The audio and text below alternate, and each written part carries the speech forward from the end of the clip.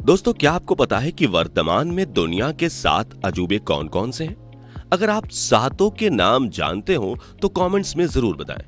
लेकिन क्या आपको ये पता है कि इन 7 अजूबों से पहले भी प्राचीन युग में कुछ ऐसी रचनाएं सामने आई थी जिन्हें प्राचीन युग के 7 अजूबों का खिताब हासिल है? और क्या आपको पता है कि उन प्राचीन युगों के 7 अजूबों में से एक वर्तमान के 7 अजूबों में भी आता है? चलिए आज बात करते हैं आज उन्हीं प्राचीन 7 अजूबों के बारे में। दोस्तों, पहले तो आप ये जान लें कि प्राचीन युग के उन 7 अजूबों को किसने घोषित किया। तो Swiss company new 7 wonders foundation ने साल 2000 में एक मुहिम शुरू की, जिसके चलते कई सारे विश्व रिकॉर्ड वाले भी और कुछ सबसे खास और सबसे अजीबोगरीब चीजों को इस लिस्ट में शामिल किया गया था। यह रिसर्च काफी लंबी चली। कई सारे नियमों और सुझावों के बाद 2007 में उस कंपनी ने प्राचीन विश्व के 7 अजूबों के लिस्ट को घोषित किया। ये वो विजेता अजूबे थे जिनको आज आप इस वीडियो में जानने वाले हैं। दोस्तों, पहले अजूबे से शुरू करें उससे पहले आपसे एक सवाल है। आखिर ऐसा क्या हुआ कि प्राचीन युग के उन 7 अजूबों को आज ना तो कोई जानता है, ना उनको देखा जा सकता है? इसका जवाब हम आपको वीडियो के अंत में देंगे। दोस्तों, आज आप इन्हें देख तो नहीं सकते, लेकिन इतिहासकारों ने प्राचीन युग के उन 7 अजूबों में से कुछ अवशेषों को ढूंढ निकाला है खोज के दौरान। लेकिन कुछ अजूबों के नाम ऐसे भी हैं जो थे कि नहीं, वो भी बता पाना मुमकिन नहीं है, क्योंकि उनके अस्तित्व को अभी तक कंफर्म करना भी मुमकिन नहीं हो पाया है। तो चलिए उन्हें जानते हैं। Number 7, the temple of Artemis Turkey. दोस्तों, तुर्की का ये मंदिर देवी आर्टेमिस का बहुत पुराना मंदिर है। ये देवी वनस्पति और शुद्धता की देवी हैं, जिसे रोमन लोग डायना के रूप में जानते हैं।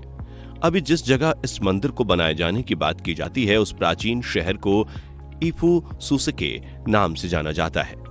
दोस्तों, इस मंदिर के इतिहास से अपना नाम गंवाने के कई कारण थे, जैसे कि आग लगना, बाढ़ आना, लोगों द्वारा इस मंदिर को क्षति पहुंचाना और दूसरे भी समय के फटकों की वजह से यह मंदिर नष्ट होता गया।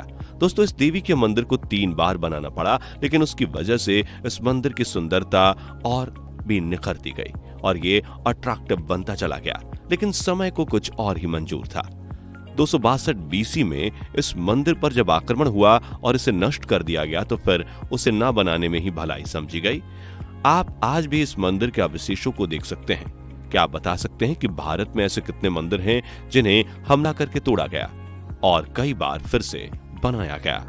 Number 6, the statue of Zeus at Olympia, Greece. Greece के ओलंपिया में ग्रीक देवता ज़्यूस की एक विशाल प्रतिमा थी। इस बैठी हुई मूर्ति की स्थापना एक मंदिर में हुई थी। दोस्तों, ये प्रतिमा भले ही सिर्फ 40 फीट ऊंची थी, लेकिन उस जमाने के हिसाब से काफी बड़ी थी।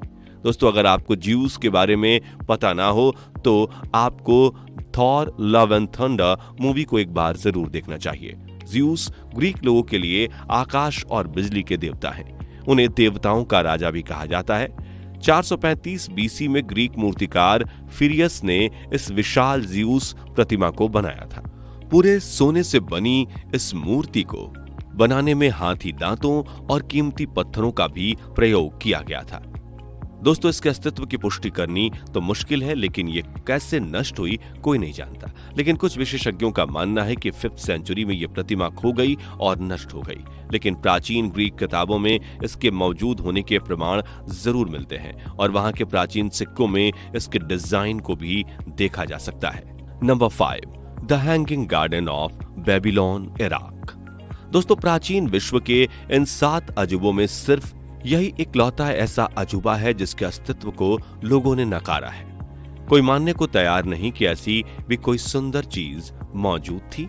लेकिन दोस्तों, माना जाता है कि अगर ये प्राचीन विश्व में एग्जिस्ट करता होगा तो उस समय की इंजीनियरिंग सुंदरता का सबसे बड़ा प्रतीक माना जाता होगा। बेबीलोन शहर में बना ये प्राचीन गार्डन आज के इराक के हिस्से में आता है। माना जाता है कि बेबीलोन राजा ने अपनी रानी इमिटिस के लिए इस गार्डन को बनाया था। इसका सिर्फ एक कारण था, रानी जहां से बिलोंग करती थी उनकी वो मातृभूमि की जगह हरी भरी झाड़ियों वाली, पर्वतों वाली और झरनों वाली थी, जिसकी वजह से राजा ने रानी के लिए उस भव्य प्रतीक और सुंदरता के अजूबे का निर्माण किया था, जहां रानी को किसी बात की कोई कमी ना हो। इस सुंदर महल के छतों पर बगीचे थे लेकिन दोस्तों इसके अस्तित्व की पुष्टि ना होने की वजह से कोई इसे प्राचीन जगत के 7 अजूबों वाली लिस्ट में एक्सेप्ट नहीं कर पा रहा है। एक और वजह है उसके अस्तित्व पर सवाल उठाने की, काफी कम लोगों ने इतिहास में हैंगिंग गार्डन का वर्णन किया है, वो भी अलग अलग तरीकों से।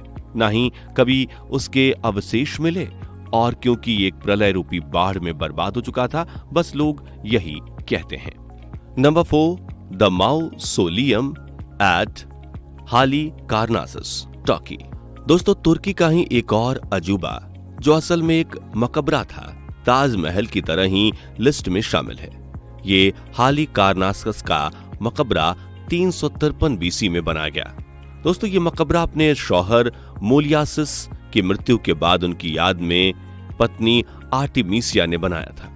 अपने प्यार और स्नेह के लिए दिखाने के लिए दोस्तों इस मकबरे की सुंदरता और दिखाव लोगों के लिए आकर्षण का केंद्र था और प्रेम का प्रतीक भी।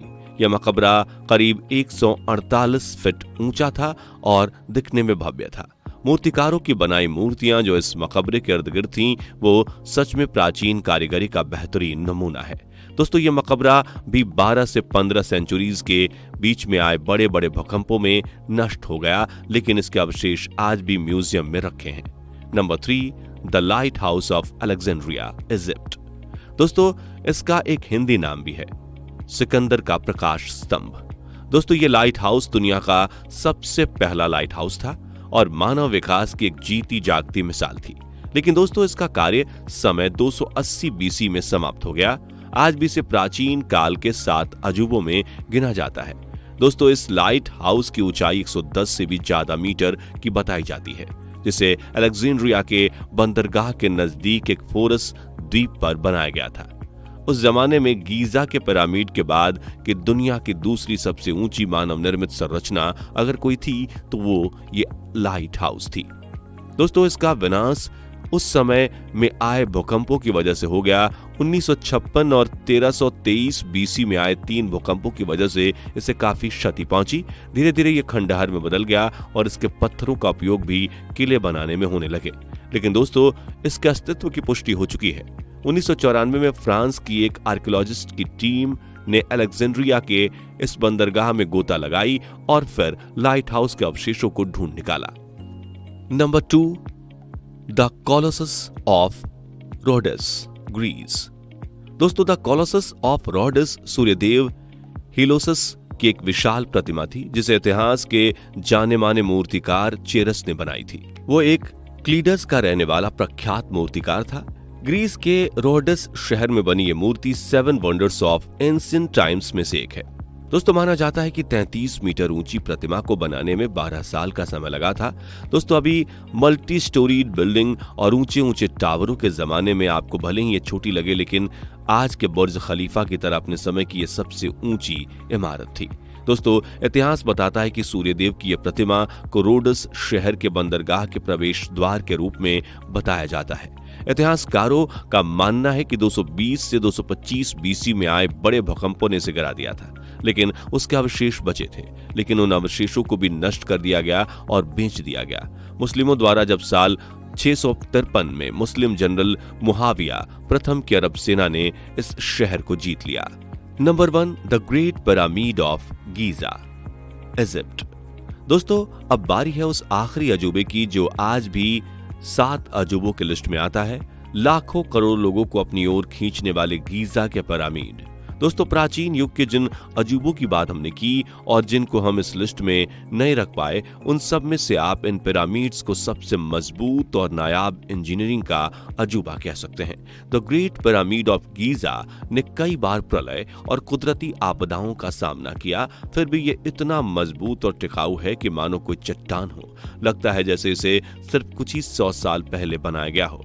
दोस्तों 4000 सालों से भी पहले बने ये पिरामिड उतने ही समय के लिए विश्व की सबसे ऊंची प्रतिमा का खिताब के लिए बने रहे। दोस्तों इनकी संरचना, स्ट्रक्चर और डिजाइन अपने आप में अद्भुत है और इन पिरामिड्स में छुपे हैं कई सारे रहस्य। कई सारे रहस्यों को अपने अंदर समेटे हुए पिरामिड्स प्राचीन विश्व के भी 7 अजूबों में से एक थे और आज भी 7 अजूबों में इनकी गिनती की जाती है। दोस्तों अब चलते हैं हमारे सवाल की ओर और आखिर ज्यादातर प्राचीन अजूबों को लोग क्यों नहीं जानते। जवाब है अजूबे नष्ट हो गए थे काफी पहले ही। दोस्तों हमारे इतिहासकारों का मानना है कि कई सौ सालों पहले, कई हजार सालों पहले प्रलय के कारण, किसी आपदा के कारण और कई युद्धों के कारण ये धरती की 7 पुरानी धरोहरें नष्ट हो गई थी और बस उनका नाम ही रह गया है। इसलिए आज की जनरेशन के लिए उन्हें जानना नई बात हो सकती है। वीडियो आपको पसंद आई हो तो लाइक करके हमारा मनोबल जरूर बढ़ाना। अगला वीडियो आपको किस टॉपिक पर चाहिए हमें जरूर बताएं और वीडियो के अंत तक बने रहने के लिए धन्यवाद। मिलते हैं अगली वीडियो में, तब तक के लिए जय भारत, जय हिंद।